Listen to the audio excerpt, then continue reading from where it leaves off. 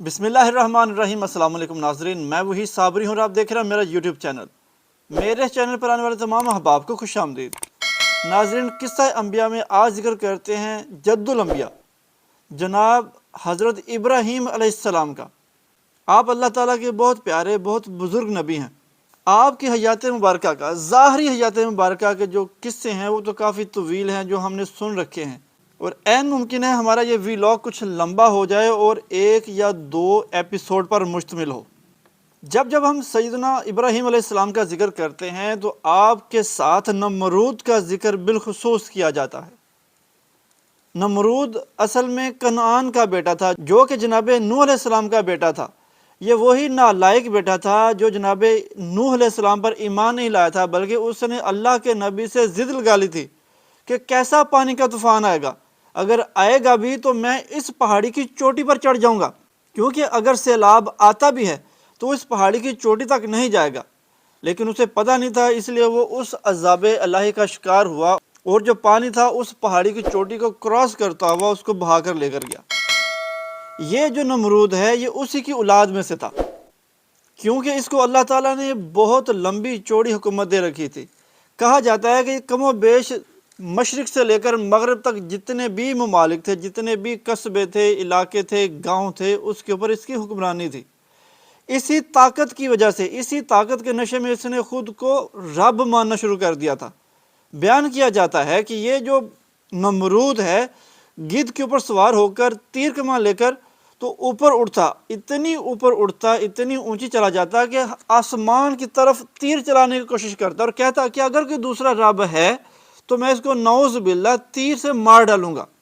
مطلب یہ اس قدر گھمنڈی ہو چکا تھا کہ اسے اپنے سوا کوئی دوسرا نظر نہیں آتا تھا، اور یہ اتنا متکبر انسان تھا کہ اس کا جو انتہائی بڑا تخت تھا اس کے چاروں جو پائے تھے وہ ہاتھیوں کے اوپر رکھے جاتے تھے، جس کے اوپر یہ سفر کرتا تھا، اور جب یہ دن کے وقت اپنا دربار لگاتا تو یہ اسی تخت پر لگتا جس کے اوپر انتہائی بڑے بڑے جواہرات لگے ہوتے تھے۔ اس کے تخت کے نیچے 400 کرسیاں لگائی جاتی تھیں جن پر جادوگر بیٹھا کرتے تھے، اور ان کے ساتھ نجومی بیٹھا کرتے تھے جو تاروں کی چال اور ان کے احوال بتایا کرتے تھے۔ تو ایک دن جب بادشاہ نمرود اپنے تخت پر آ کر بیٹھا تو اس نے دیکھا کہ جو جادوگر ہیں نجومی ہیں یہ تھوڑے پریشان دکھائی دیتے ہیں۔ اس نے پوچھا بھائی کیا ہوا، آج تم سارے منہ لٹکا کر کیوں بیٹھے ہو؟ تو کسی نے کہا کہ بادشاہ سلامت، ہم نے رات ایک عجیب سا ستارہ دیکھا ہے آسمان پر۔ اس نے جب پوچھا کہ اس ستارے کا حوال بتاؤ تو انہوں نے کہا اس ستارے کی چال دیکھ کر لگتا ہے کہ ان قریب ایسا لڑکا پیدا ہونے والا ہے جو آپ کی بادشاہی کا بیڑا غرق کرے گا، جو آپ کی بادشاہی کو نیست و نابود کرے گا۔ اس نے کہا اچھا یہ بات ہے، تو یہ بتاؤ کہ لڑکا کب اس دنیا میں آئے گا؟ تو انہوں نے کچھ چال سے حساب لگا کے بتایا جو اگلے جو 3 دن اور 3 راتیں ہیں اس میں وہ بچہ اپنی ماں کے بطن میں آئے گا۔ تو نمرود اتنا ظالم حکمران تھا کہ اس نے کسی بھی صورت مردوں کو اور عورتوں کو الگ کر دیا اور کہا کوئی ایک دوسرے کے قریب نہ جائے، لیکن یہ میرے اللہ کی مرضی تھی، رضا تھی، ایسا ہونا تھا کہ جو جناب ابراہیم علیہ السلام کے والد بزرگوار ہیں ان سے جناب ابراہیم علیہ السلام کا نور ان کی والدہ محترمہ کے بطن میں گیا، اور ساتھ ہی نمرود نے یہ حکم جاری کر رکھا تھا کہ اس سال جتنے بھی بچے پیدا ہوں گے بالخصوص لڑکے ان کو مار ڈالا جائے گا۔ لیکن اللہ کی کرنی ایسی تھی، کیونکہ یہ میرے اللہ کی رضا تھی، جب ابراہیم علیہ السلام دنیا میں تشریف لائے تو وہ انہیں لے کر کسی جنگل کی طرف چل پڑی۔ ظاہر ہے یہ میرے اللہ کی ترکیب تھی کہ جناب ابراہیم علیہ السلام کی والدہ آپ کو ایک پہاڑی علاقے میں لے گئیں، وہاں پر وہ چھوڑیں، نوزائیدہ بچے کو چھوڑیں۔ تو بیان یہ کیا جاتا ہے کہ ابراہیم علیہ السلام کے پاس جناب جبرائیل علیہ السلام حاضر ہوئے اور وہ اپنی انگلیاں چٹاتے تھے جناب ابراہیم علیہ السلام کو، تو ایک انگلی سے شہد جبکہ دوسری انگلی سے دودھ جاری ہوتا تھا۔ اسی طریقے سے جناب ابراہیم علیہ السلام کی پرورش ہوئی بالکل تنہ تنہا، جبکہ جو آزر ہے جس کے بارے میں اکثر مسلمان، اکثر علماء یا لوگوں کے ذہن میں یہ خیال پایا جاتا ہے کہ آزر جناب ابراہیم علیہ السلام کا والد تھا، جبکہ ایسا نہیں ہے۔ آزر جناب ابراہیم علیہ السلام کا چچا تھا، جبکہ آپ کے والد کا نام تارخ بیان کیا جاتا ہے۔ جناب ابراہیم علیہ السلام کی جو قوم تھی اصل میں تو بت پرست تھی، لیکن وہ بت پرستی کے ساتھ ساتھ تاروں، چاند اور سورج کی بھی پرستش کرتی تھی۔ جب جناب ابراہیم علیہ السلام تارا پوجنے والوں کے پاس جاتے کہ بھائی تم تاروں کی عبادت کیوں کرتے ہو؟ تو کہتے جی ہم اس کی عبادت اس لیے کرتے ہیں کہ چمکتے ہیں۔ تو جناب ابراہیم علیہ السلام ان کو یہ مثال دیتے جو تارا رات کو ڈوب جائے وہ تمہارا خدا کیسے ہو سکتا ہے؟ اسی طرح چاند پوجنے والوں کے پاس جاتے، سورج پوجنے والوں کے پاس جاتے اور فرماتے کہ جو سورج رات کے وقت غائب ہو جاتا ہے وہ تمہارا خدا کیسے ہو سکتا ہے؟ لیکن ابلیس نے ان کے دلوں پر اتنی گہری مہریں لگا رکھی تھیں کہ ان کو اس بات کا احساس ہی نہیں ہوتا تھا۔ آزر آپ کو سختی سے منع کرتا تھا، کیونکہ آزر خود ایک بت تراش تھا اور اس کے بنائے ہوئے بت پورے علاقے میں مشہور تھے، اور اس کی روزی روٹی، بلکہ وہ امیر ترین شخص تھا صرف اس وجہ سے کہ وہ بہترین بت تراشی کرتا تھا۔ اس لیے اسے برا لگتا تھا کہ جو جناب ابراہیم علیہ السلام ہے وہ بتوں کو برا کیوں کہتے ہیں، کیونکہ اس کی روزی روٹی پہ لات پڑ رہی تھی۔ اب جناب ابراہیم علیہ السلام انہیں اللہ کی دعوت دیتے ہیں، ایک اللہ کی طرف بلاتے ہیں، لیکن وہ لوگ شیطان کے بہکاوے میں آئے ہوئے ہیں، مسلسل بت پرستی کر رہے ہیں، ایک سے زیادہ خداؤں کی عبادت کرتے ہیں۔ اب ان لوگوں میں رواج تھا کہ وہ جب کوئی خوشی کا موقع ہوتا تھا تو وہ اس علاقے سے سارے چھوڑ کر تو دوسرے علاقے میں چلے جاتے تھے، میدان میں جا کر تو وہ تہوار مناتے تھے۔ ایسا ہی ہوا، کوئی تہوار کا موقع تھا، وہ سارے علاقے والے باہر چلے گئے اس اپنے خداؤں کو اکیلے چھوڑ کر۔ جناب ابراہیم علیہ السلام نے اس موقع کو بہتر جانا، ہتھوڑا لے گئے اور سارے کے سارے جو بت رکھے ہوئے تھے انہیں توڑ دیا، اور وہ جو ہتھوڑا تھا وہ واپس آتے ہوئے ایک جو سب سے بڑا بت تھا اس کے گلے میں لٹکائے۔ جب شیطان نے یہ حال دیکھا وہ بھاگا، اس نے جا کے بتا دیا کہ بھائی تمہارے خداؤں کے ساتھ بہت برا سلوک ہو رہا ہے۔ وہ لوگ الٹے پاؤں بھاگے۔ جب انہوں نے واپس آ کر دیکھا کہ بت تو ٹوٹے پڑے سارے، اور جو ہتھوڑا تھا وہ بڑے بت کے گلے میں رکھا ہوا تھا، انہوں نے جا کے نمرود سے شکایت کی، اور سب نے یہی بات کی، کیونکہ یہ ابراہیم علیہ السلام کھلم کھلا ہمارے بتوں کو برا کہتے ہیں تو یقیناً یہ کام انہی کا ہے۔ تو ایسا ہوا جی، نمرود کے حکم سے جناب ابراہیم علیہ السلام کو وہاں پر بلوا لیا گیا۔ جناب ابراہیم نے کہا کہ جو تمہارا سب سے بڑا خدا ہے، پتھر ہے، بت ہے، اس کے گلے میں تھوڑا تھا، اس سے پوچھو۔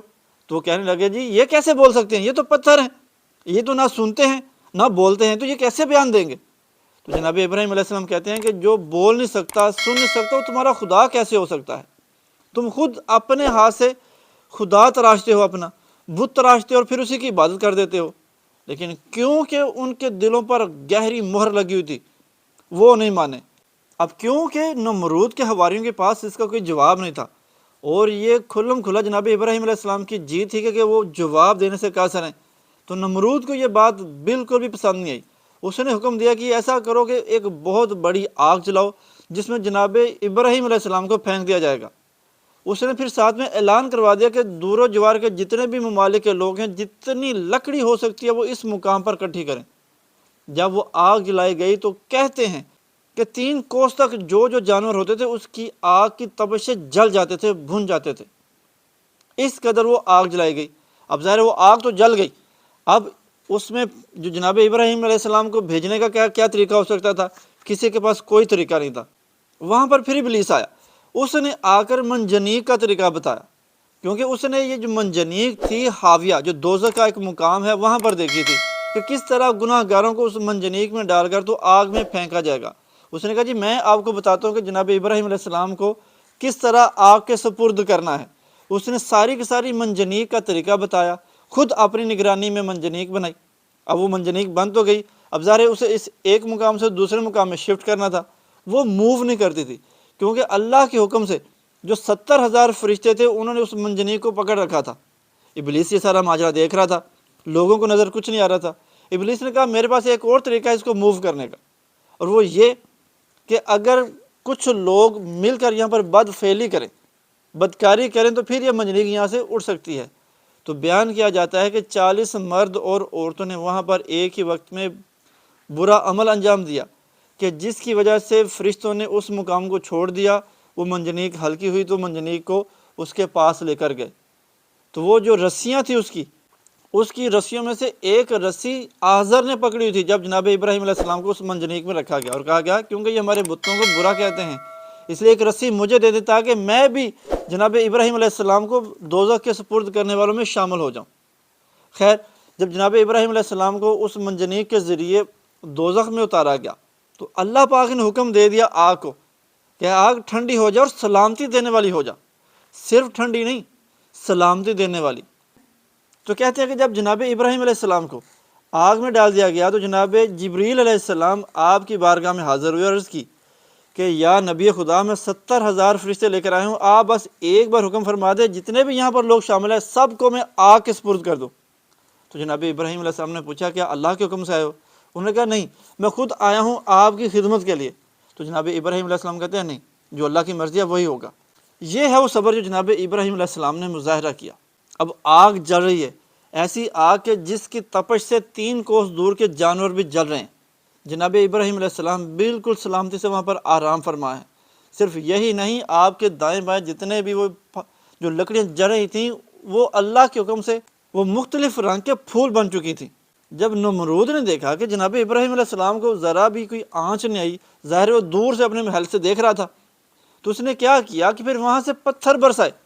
کئی دن گزرنے کے بعد جب اس نے دیکھا کہ جناب ابراہیم علیہ السلام کو کچھ اثر نہیں ہوا، کہ بالکل صحت و سلامتی کے ساتھ ہے، امان میں ہے، تو اس نے پتھر پھینکوائے۔ جب وہ پتھر اس آگ کے اوپر پہنچے تو اللہ پاک کے حکم سے وہ وہیں مولک ہو گئے۔ وہی پتھر اللہ کے حکم سے بارش بن کر برسے، اور وہ بارش ایسی برسے کہ وہ مزید اس میں اللہ پاک کی رحمت جو ہے جناب ابراہیم پر نازل ہوتی رہی۔ جب 40 دن پورے کرنے کے بعد جب جناب ابراہیم علیہ السلام اس آگ سے باہر نکلے تو بالکل حشاش بشاش تھے، سلامتی کے ساتھ تھے۔ اب یہ سارا واقعہ کئی لوگوں نے دیکھا، جتنے بھی آس پاس کے لوگ تھے، سینکڑوں ہزاروں کی تعداد میں لوگ تھے، تو جن پر اللہ پاک کا کرم تھا وہ لوگ آگ کو چھونے جاتے کہ بھائی ایسا کیا ماجرا تھا کہ آگ جو ہے اس نے جناب ابراہیم کو اثر نہیں کیا۔ تو بیان کیا جاتا ہے کہ جو آگ جس آدمی کو کچھ نہ کہتی اور اللہ کے دل میں ان کی محبت پیدا ہوتی تو اسی وقت مشرف علیہ السلام ہوتے۔ انہی میں سے ایک نمرود کی بیٹی تھی جو سارا ماجرا دیکھ رہی تھی۔ اس نے دیکھا کہ یہ تو بالکل راہ راست پہ ہیں، تو انہوں نے جا کر ابراہیم علیہ السلام سے اپنی معافی کی درخواست کی اور وہ مشرف علیہ السلام ہوئیں۔ انہوں نے ابراہیم علیہ السلام کے حکم سے واپس آ کر نمرود کو اسلام کی تبلیغ دی، لیکن نمرود تو نمرود تھا، اس نے کوشش کی کہ جناب ابراہیم کے اوپر ایمان لانے والی اپنی بیٹی کے اوپر ظلم کرے، لیکن اسی وقت ایک ہوا آئی، اس نے وہاں سے اٹھا کر اس بی بی کو کسی خاص پوشیدہ مقام پر پہنچا دیا، جہاں پر رہ کر وہ ساری عمر اللہ کی راہ میں عبادت کرتے رہیں۔ اسی قصہ کے متعلق باقی باتیں انشاءاللہ اگلے ولاگ میں، دعا میں یاد رکھیے گا۔ السلام علیکم۔